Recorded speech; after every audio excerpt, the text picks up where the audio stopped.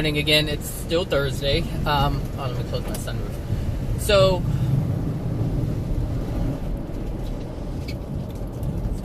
okay, so I just made a video and I talked about options and I talked about making decisions in truth and love. And, you know, what I've noticed is that sometimes, you know, the reason why we don't make decisions that are in truth or that are in love and we compromise our integrity is because that thing that we really truly desire, that thing that we truly want, is so strong, the desire is so strong, we compromise ourselves. We do things to compromise ourselves. We compromise our integrity. We compromise our soul. And the reason why we desire these things so strongly is because we've lived without them for so long, or we have been accustomed to having something for so long, and the fear of not having it is overwhelming. And so what we do is we compromise ourselves in order to get that, so that we feel better. And this is why we have drug dealers on the street. This is why we have salesmen who could care less about anybody else and they're willing to make a sale no matter what. You know, I said before I would never become a salesman, but, you know, what I've come to realize is that it's okay to be a salesperson, but do it with integrity. We can do a lot of things, but do it with integrity. Don't do it for our own selfish gain, and don't do it to take advantage of someone else, which supports our selfish gain. And don't do it to support someone else's addiction. So if someone is an alcoholic and you sell booze, does it make sense to contribute to their addiction? No, because we're contributing to their problem. We're contributing to their addiction that's preventing them to see the problem. And this is the problem. But we do things, most things that we do is in a form of an addiction, because we're afraid of not having something, and therefore, and that presents the problem. It's the fear. We have to become aware of what we're fearful of, because if we're not, we just continue living life in addictive mode. Hold on. We keep living life in this addictive mode where we just do things just to feel good because we don't want to feel bad. Fool, get off. What the hell is wrong with you? Get off of my ass, young man. So anyway, you know, I wanted to say that because, you know, many times we make decisions that are not in our best interest or the best interest of others. And let me tell you this.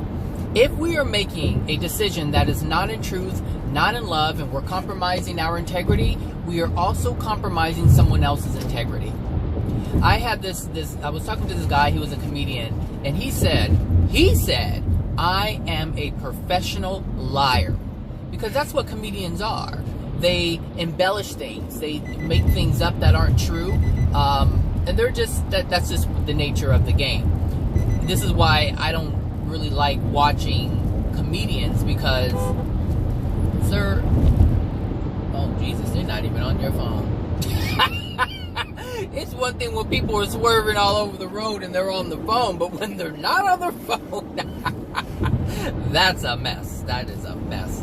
Anyway, you know, he said he's a professional liar, and that's why I don't really listen to, you know, comedy acts, because they embellish things. And the thing is, every time you make a joke about something, you're covering up the truth of whatever it is you're making a joke about.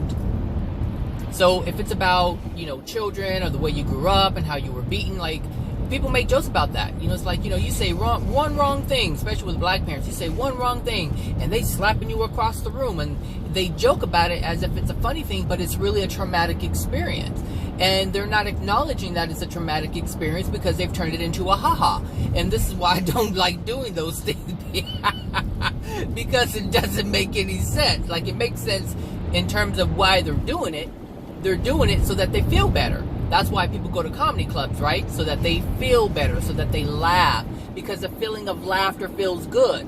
They just don't understand that they're preventing themselves from having true joy and happiness, real laughter, things that are really gonna get in there in your soul and you feel good about it. Those things aren't able to be had because you're making jokes out of something that's extremely traumatic.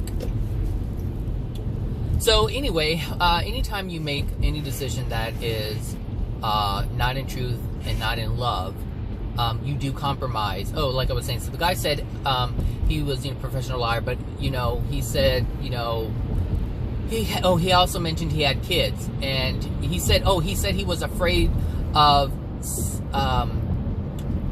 what is this? Afraid of success. That's what he said. I'm afraid of success. And that's not really what it is. He's afraid of failure. Nobody's afraid of success. They're afraid of failure. That's the true reason why they don't try or go for something. Nobody's afraid of success. Everybody wants success. Not everybody, but most people want to be good at what they're good at and recognized for what they're good at and recognized by themselves for what they're good at. But what prevents them from doing it is failing. They're afraid of failure. That's what they have been ridiculed about their entire lives as a child growing up. You do something wrong, you're looked at, you're made fun of, you're ridiculed, you're made fun of, sometimes you get beaten if you make a mistake, chastised. All kinds of things happen due to failure. And people are so in denial of this, they want to say I'm afraid of success, and they're not afraid of success. And that's why they claim it. They claim it because they're not afraid of that. So it's easy to say because they're not having to acknowledge the truth. Now tell them I'm afraid of people making fun of me, and they don't want to acknowledge that. But that's the truth. That's the truth. It's not success, people. It's not success. But this is what he said. And so he said, he goes, yeah, follow me on Facebook. So I logged on Facebook and I saw him. 4 followers. 4. And it's not, the thing is, that's what he's afraid of. He's afraid of acknowledging that he's not as good, or people don't think he is as good. He doesn't want to acknowledge that because you have to fine-tune yourself. But if you say, I'm afraid of success, you're already acknowledging that you're great at this. You just don't want to go for it.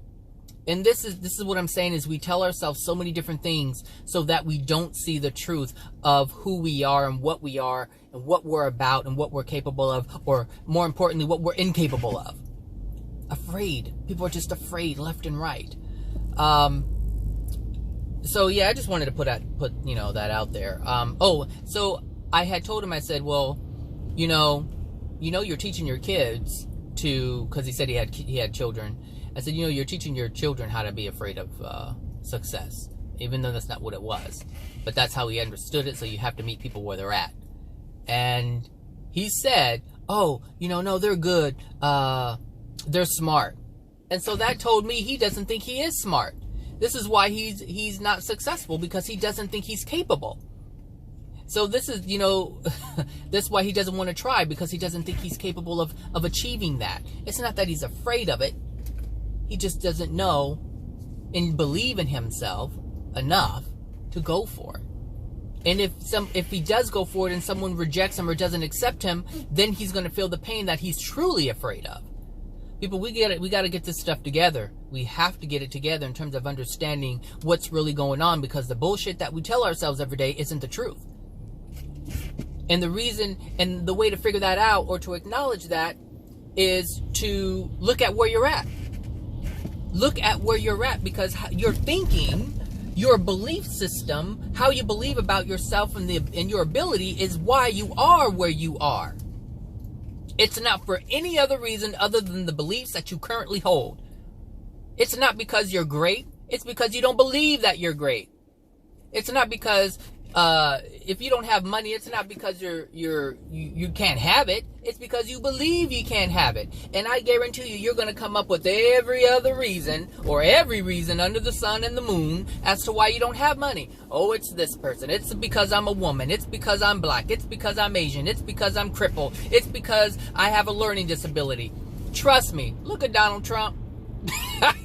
He has a lot of issues, but look where he is. He didn't let that stop him. He is so disconnected from himself. There's a lot of things going on with Donald Trump, but he is the ruler of this nation. All right, everybody, I'm done. You guys have a great Thursday. I'll talk to you guys later. All right, bye now.